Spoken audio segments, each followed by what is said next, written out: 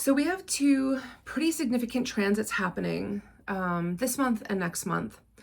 Let me tell you, if you would have asked me like a decade ago if I would be sitting here talking about astrology, I'd say you were crazy, but I'd also be like completely obsessed because I have always wanted to have a deeper understanding of pretty much everything from psychic mediumship to human design to astrology to how is it gene codes, gene keys, which I'm like, that's probably gonna be my 2026 like lessons. But I am so interested in more of a thoughtful esoteric way of explaining why we're here and how we're designed specifically, that I get excited by anything that I learn and come across. But that said, these two transits, anyway, that said, I became kind of I would say, an armchair astrologer, more so because I integrated it into my practice, my spiritual practice.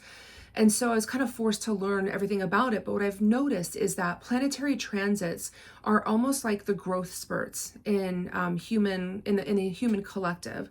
And we've got two massive ones happening this month in mid-January, and then on, I want to say it's like February 13th to the 16th, next month. Neptune and Saturn, respectively, are both going into Aries. Now, these two planets don't usually hold hands, and so it's really interesting that they're both happening.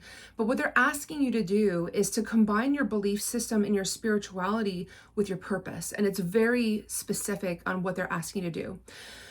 I always like to kind of share about how I've experienced things to kind of like give you an example of things you need to look for and how to apply it to what your lessons could be. And so I'm going to do that today. Taking Neptune first. Neptune is a planet that is the planet of intuition, and so it loves being in Pisces. And so when it entered Pisces in 2011, it was very comfortable with its placement. It asked you, to look outside of the box. It's like a lot of us were born into very likely forced paradigms where our belief systems were controlled and we were told, instead of asked what we believed in, we were told what to believe in, right?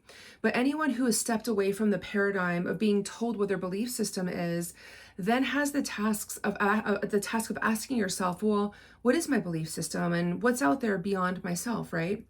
So for me, I would say during that time, if I were to look at truly my spiritual journey, I really started studying witchcraft in earnest in 2012 and took on mentors and went to different shops and listened to different speeches. And, I looked at every single ideology outside of Christianity or Catholicism. I was like, Wicca, traditional witchcraft.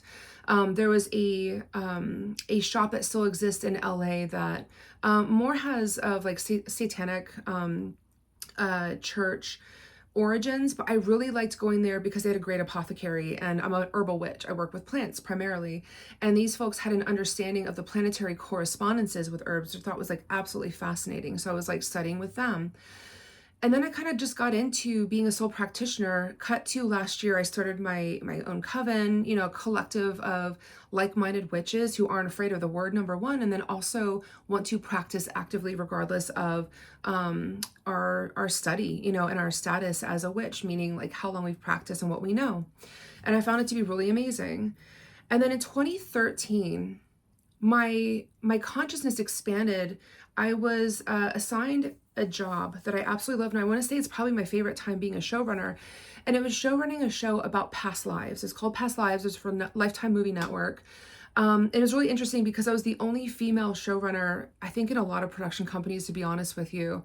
And I did field and post, meaning I was out in the field filming and I was in post with my crew.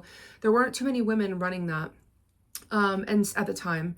And so there I was, the only female showrunner in a production company full of men, all men who decided that past lives are fake and that we had to kind of like figure out a way to spoon feed it to people. And when I was filming the show, I was working with this past life regression hypnotherapist who was just absolutely amazing. He was very open-minded.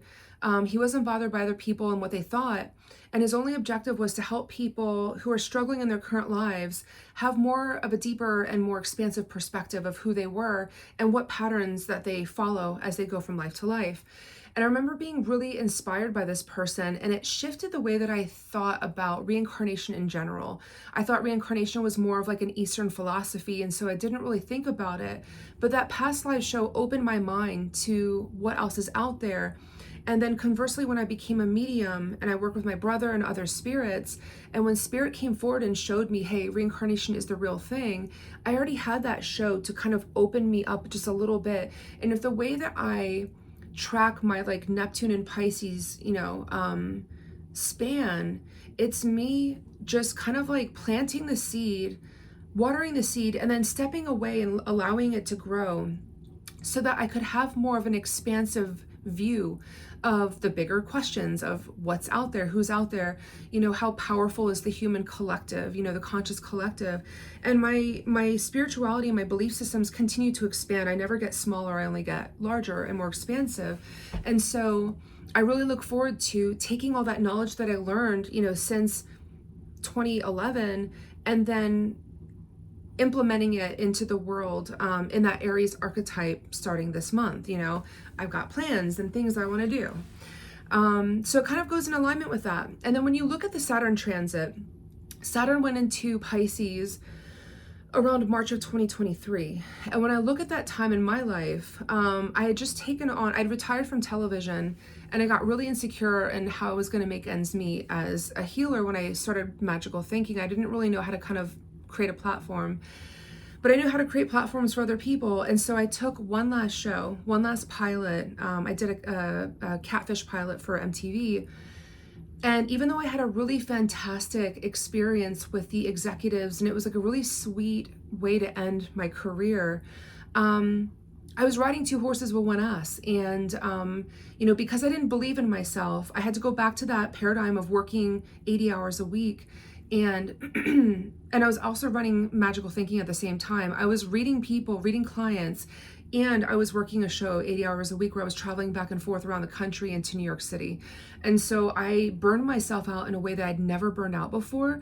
And 2023 ended with me deciding never to go back into television and to fully invest in magical thinking, because at the end of the day, I want to help other people heal and find a deeper spirituality outside of the organized religion paradigm. That's my goal, right? Is to help people heal from generational trauma and exist outside of patriarchal constructs.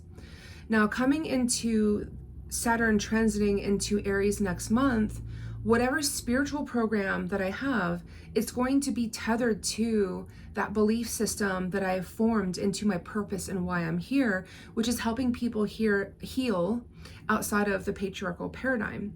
So I want you to think about how, just knowing the examples I provided, how Neptune and Saturn being in Pisces have kind of like ushered you forward as a human being.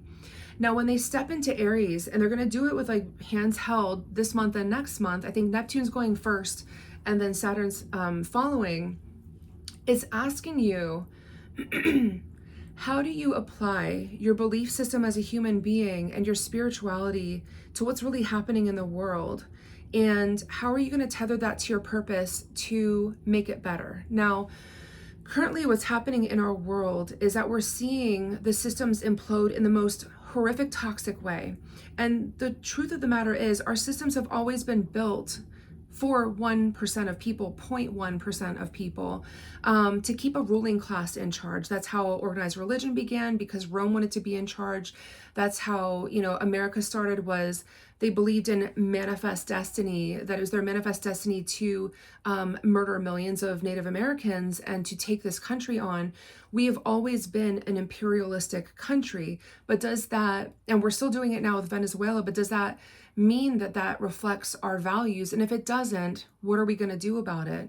How are we going to respond to what's happening? The other thing is, right now we are watching women's rights being completely stripped at this point, all the way down to what's happening in the military right now with them questioning whether women should be on the front lines. That no doubt will result by the end of the year in women being taken off that and taken out of the military altogether.